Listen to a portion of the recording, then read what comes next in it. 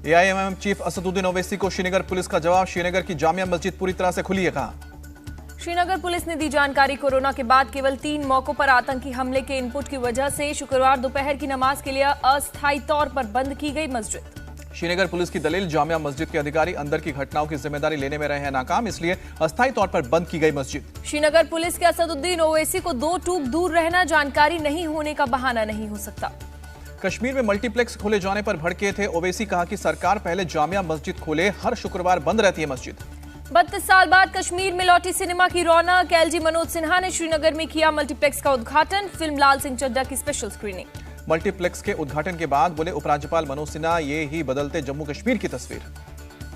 India TV के editor in chief Rajat Sharma बनाए गए विशिष्ट अतिथि, कहा कश्मीर में एक नई यात्रा की हुई शुरुआत।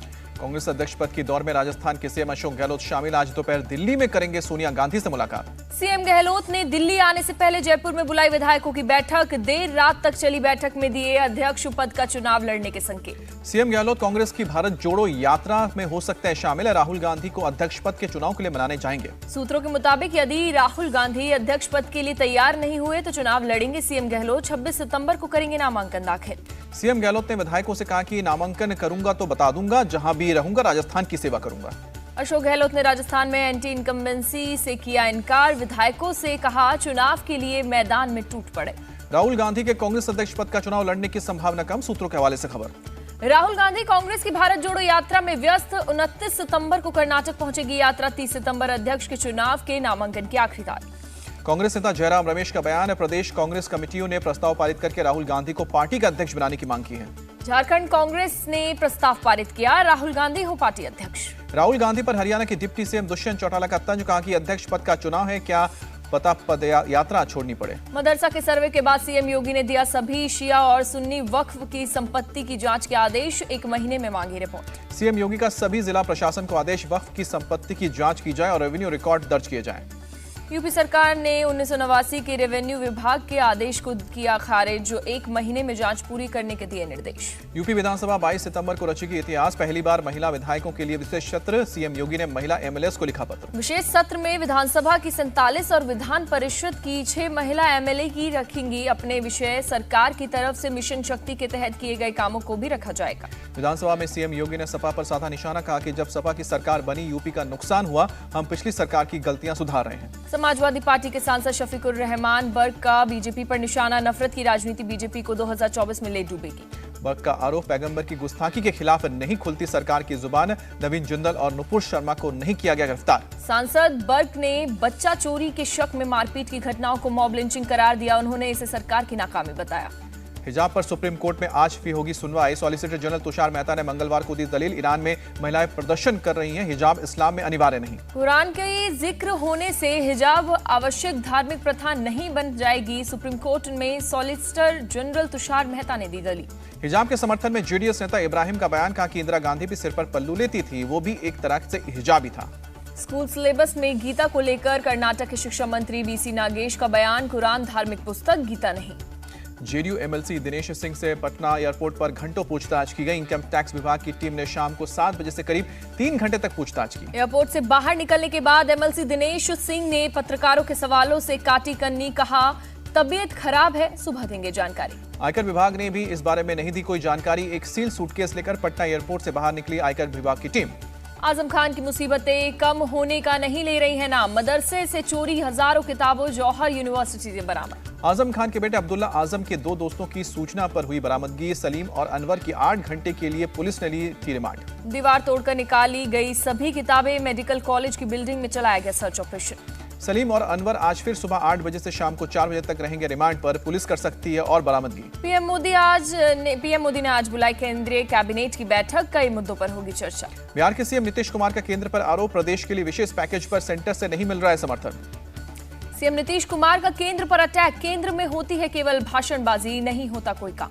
फूलपुर से चुनाव लड़ने की अटकलों को सीएम नीतीश ने किया खारिज, कहा कि सिर्फ विपक्ष को एकजुट करने का मकसद। मुंबई के गोरेगांव में उद्धव ठाकरे आज शिवसेना की सभा को करेंगे संबोधित। सत्ता परिवर्तन के बाद ठाकरे पहली बार जनसभा करेंगे।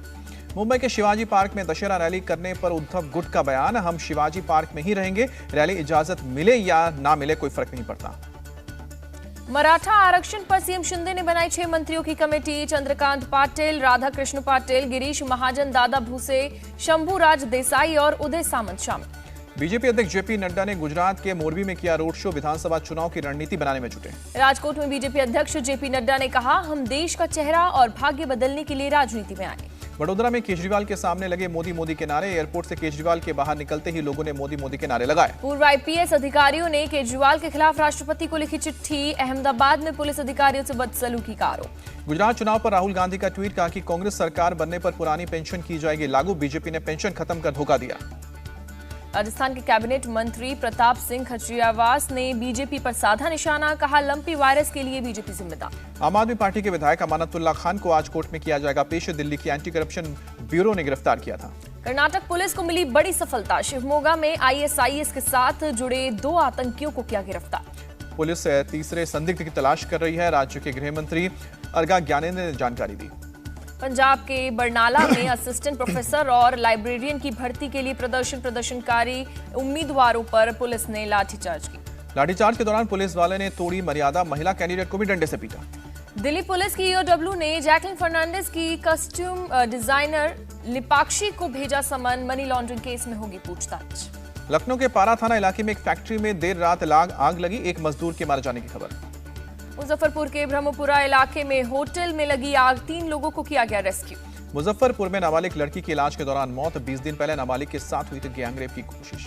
तिरुवनंतपुरम में परिवहन विभाग के कर्मचारियों ने एक शख्स के साथ की मारपीट। बेटी के लिए स्टूडेंट रियाद पास के लिए गया था ऑफिस। पंजाब के पठानकोट में बिजली का तार छूने से एक शख्स घायल है। पुलिस ने अस्पताल में भर्ती किया। हैदराबाद में नकली नोट छापने वाले गिरोह का भांडाफोड़। पुलिस ने रमेश नाम के शख्स को किया गिरफ्तार। पश्चिम बंगाल के बीरभूम में नाबालिग का शव मिलने से हंगामा। लोगों ने की आगजनी। भारी संख्या में पुलिस मौजूद। जम्मू में पानी बनाने वाली कंपनी पर बीआईएस की रेड। पानी की बोतलों पर फर्जी आईएसआई मार्क लगाकर करते थे सप्लाई। कंपनी की असी। यूपी के आजमगढ़ में एक शख्स की सिर में गोली मारकर हत्या। गांव के ही रहने वाले 2 लोगों ने घटना को अंजाम दिया। मध्य प्रदेश के इंदौर में स्कूटी से 20 लाख रुपए की चोरी। पुलिस मामले की जांच में जुटी। केदारनाथ में बदला मौसम का मिजाज। ऊंची चोटियों पर हुई सीजन की पहली बर्फबारी। जम्मू कश्मीर के पुंछ में आर्मी ने पैराग्लाइडिंग का किया आयोजन। भारी संख्या में लोगों ने लिया हिस्सा। फ्रांस के राष्ट्रपति इमैनुअल मैक्रोन ने यूएन जनरल असेंबली में पीएम मोदी से जताई सहमति। कहा कि पीएम मोदी ने सही कहा था कि ये समय युद्ध का नहीं। इमैनुअल मैक्रोन ने माना, यूक्रेन युद्ध के मुद्दे पर कोई भी देश अलग थलग नहीं हो सकता। सभी के सामने चुनौतियों का सामना करने का समय है।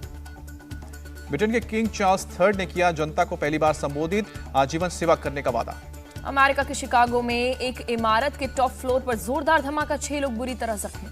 पाकिस्तान के दक्षिणी सिंध प्रांत में बाढ़ पीड़ितों ने किया प्रदर्शन। सरकार पर गैर कानूनी तरीके से बाढ़ का पानी गांव की तरफ छोड़ने का आरोप लगाया।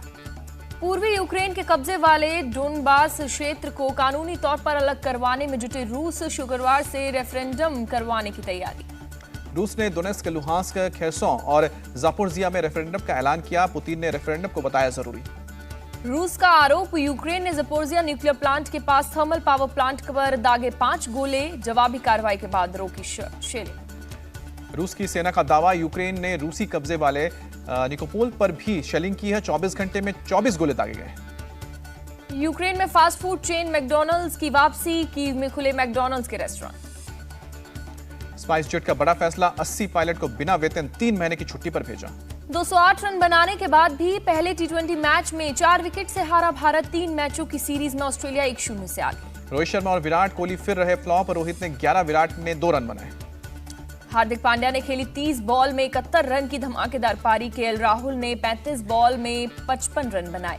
सूर्य कुमार यादव 50 बनाने से चूके। 25 बॉल में खेली 46 रन की तूफानी पारी। भारतीय गेंदबाज ऑस्ट्रेलिया बल्लेबाजों के सामने दिखे बेबस। भुवनेश्वर हर्षल ने 8 ओवर में लुटाए 101 रन। अक्षर पटेल ने की बेहतरीन गेंदबाजी। 17 रन देकर लिए 3 विकेट। ऑस्ट्रेलिया की ओर से कैमरून ग्रीन ने खेली 30 बॉल में 61 रन की पारी। मैथ्यू वेड ने 21 गेंदों में बनाए 45 रन। ऑस्ट्रेलिया से हार पर रोहित शर्मा ने खराब गेंदबाजी को जिम्मेदार ठहराया। बल्लेबाजों की तारीफ की।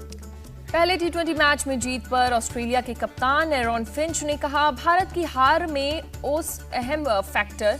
अंतिम 4 ओवर में 50 रन बने।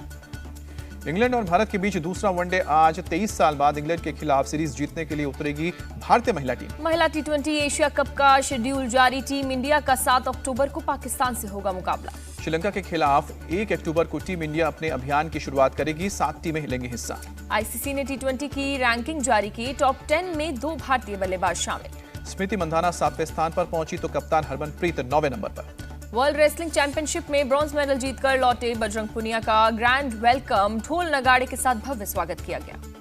यूएन जनरल असेंबली में प्रियंका चोपड़ा का संबोधन कहा कि आज हम एक ऐसे दौर में बैठकर जब ग्लोबल एकजुटता पहले से कहीं ज्यादा जरूरी हो गई है। प्रियंका चोपड़ा ने युद्ध, गरीबी, माइग्रेशन, भूख और असमानता पर जताई चिंता। कहा हमारी दुनिया में सब सही नहीं है। सोनम कपूर ने पति और बेटी की तस्वीर सोशल मीडिया पर शेयर की। बेटे का नाम वायु कपूर आहूजा रखा।